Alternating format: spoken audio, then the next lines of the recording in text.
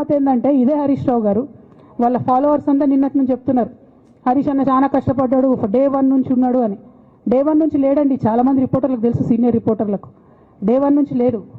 పెద్ద sir TDP నుంచి బయటకు వస్తుంటే మామయ్య మనకెందుకు డిప్యూటీ సీఎం, మనం ఎందుకు రాజీనామా చేయాలి, ఈ ఉద్యమం ఏమవుతుందో, ఈ పార్టీ ఏమవుతుందో మనకు రిస్క్ ఎందుకని ఈనాడు పేపర్లో వచ్చింది.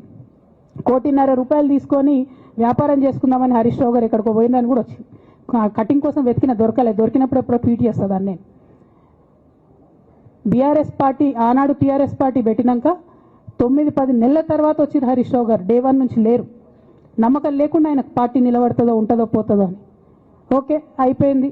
రాగానే సార్ పెద్ద హృదయం కాబట్టి క్షమించిరు, దగ్గర తీసుకున్నారు, ఎమ్మెల్యే కాకముందే మంత్రి ఇచ్చిర్రు, అన్ని రకాలుగా ఆదరించిరు, అన్నీ చేసిండ్రు.